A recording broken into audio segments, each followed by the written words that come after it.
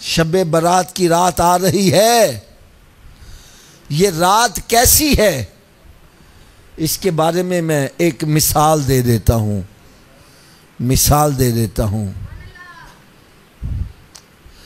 حضرت صاحب ایک سائل فقیر بازار میں صدا لگاتا جا رہا ہے، کوئی ہے سخی جو مجھے کھانا کھلا دے، کوئی ہے سخی جو مجھے کپڑے پہنا دے، کوئی ہے سخی جو میری دلی مراد پوری کر دے۔ وہ صدا لگاتا جا رہا ہے، اب سخی کی مرضی اس کو دے یا اونچی بولو یار، بڑی کام کی بات کہنے لگا ہوں۔ میرے یار نا اپنی ایک سوچ ہوتی ہے، میرے دل میں خواہش ہے جتنے بھی یہاں آئے ہیں سب عاشق مصطفیٰ بن کے واپس جائیں یار، سارے نمازی بن کے جائیں یار، نیک بن کے جائیں، یہ میرے دل میں خواہش ہے۔ میں عرض کر رہا تھا ایک فقیر ہماری گلی میں صدا لگاتا جا رہا ہے، اور صدا کیا لگا رہا ہے؟ کوئی ہے سخی جو مجھے کھانا کھلا دے، کوئی ہے سخی جو مجھے کپڑے پہنا دے۔ اب سخی کی مرضی ہے اس کو دے یا اونچی بولو، دے یا۔ اور اگر سخی ہی آ کر آواز لگائے ہے کوئی مانگنے والا، یا شب برات کی رات وہ ہے ساری کائنات کا جو سخی ہے اس کی طرف سے آواز آئے گی ہے کوئی مانگنے والا۔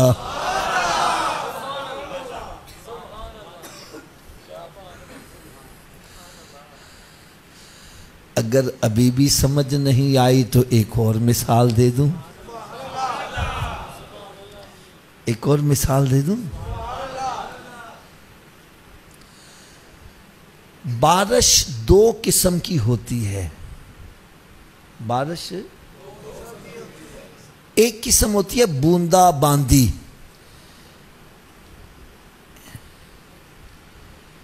کیا ہوتی ہے؟ اس کو بولتا ہے ڈریزلنگ، بوندا باندی۔ بوندا باندی ہوئی ہے، یہ گلی تر ہو گئی، ادھر خشک رہ گئی، کوئی حصہ تر ہو گیا کوئی خشک رہ گیا۔ اور ایک ہوتی ہے موسلا دھار بارش، بہت تیز بارش۔ جب موسلا دھار بارش ہوتی ہے ہر طرف پانی پانی، ہر طرف۔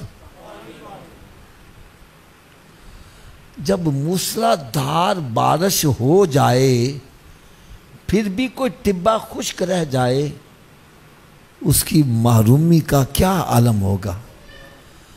بس سمجھ جاؤ شب برات کی رات رب تعالیٰ کی رحمت موسلا دھار بارش سے بھی تیز برسے گی، لیکن کچھ بندے ایسے ہوں گے جو اس رات بھی محروم ہی رکھے جائیں گے۔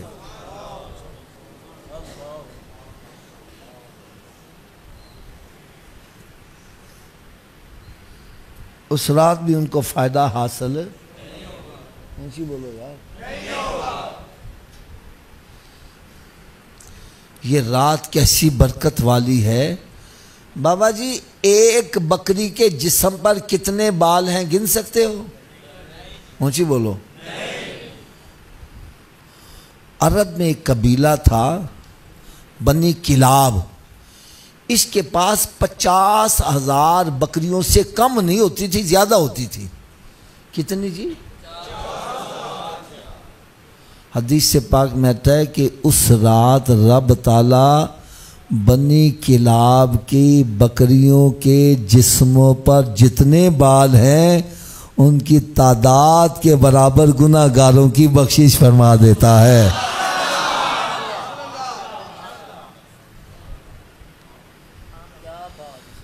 جب اس کی بخشش اتنی وسیع ہوگی تو یار وہ کون بدبخت ہے جو اس رات بھی محروم رہے گا؟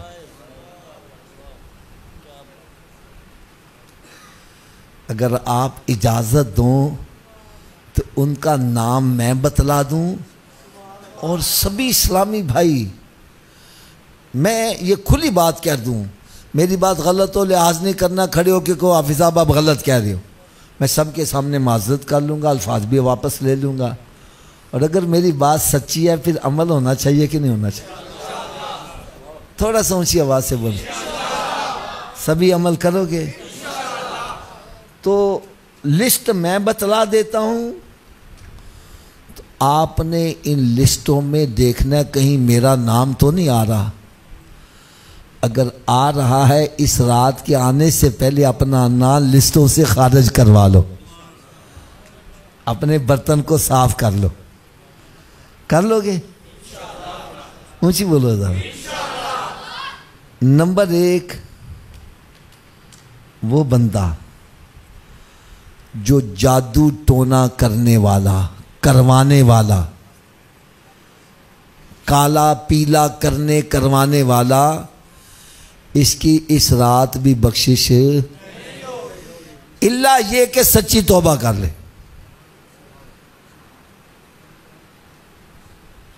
یار میں اتنا حیران ہوتا ہوں حضرت صاحب ان کافروں کے پاس جا کر پیسے بھی خرچ کرتے ہیں اور اپنا ایمان بھی برباد کرتے ہیں، اور کسی کا بھلا کرنے کے لیے جاتے ہیں۔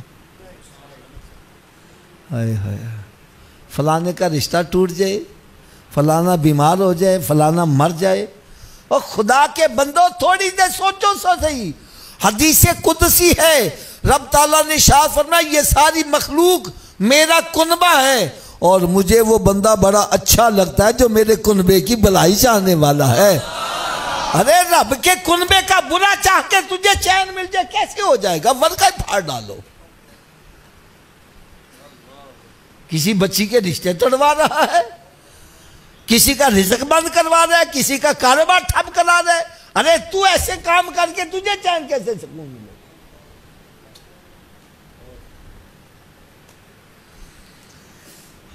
ایسے کرنے والے کی اس رات بھی بخشش ہے، اونچی بولو۔ اور دوسرا بندہ کون ہے؟ شراب کا عادی، اے نشہ کرنے والو، اے شرابیں پینے والو، پاؤڈر پینے والو، بھنگ پینے والو، چرس پینے والو، اگر چاہتے ہو اس رات اللہ کی رحمت سے ہمیں حصہ مل جائے تو آؤ آج ہی سچی توبہ کر لو۔ کیا کر لو؟ اونچی بولو یار۔ اچھا اگر اجازت دو تو نشہ چھوڑنے کا آپ کو نسخہ بھی بتلا دوں؟ چاہے وہ سگریٹ کا نشہ ہے، چاہے وہ گٹکے کا ہے، چاہے وہ بھنگ کا ہے، چرس کا ہے، شراب کا ہے، کوئی بھی ہے،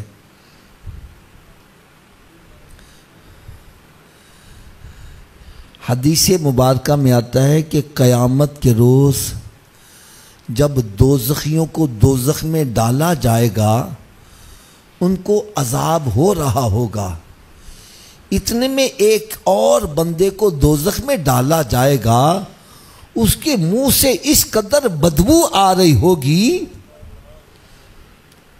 کہ دوزخیوں کو اپنا پہلا عذاب بھول جائے گا، وہ کہیں گے یا اللہ یہ کون سی مصیبت آ گئی، ہمیں پہلا عذاب بھول گیا ہے، اس کی بدبو سے تو ہمارا دماغ پھٹا جا رہا ہے۔ بتلایا جائے گا وہ یہ سرکار کا وہ امتی ہے جو نشہ کرتا تھا، شراب پیتا تھا، یہ وہ بندہ ہے۔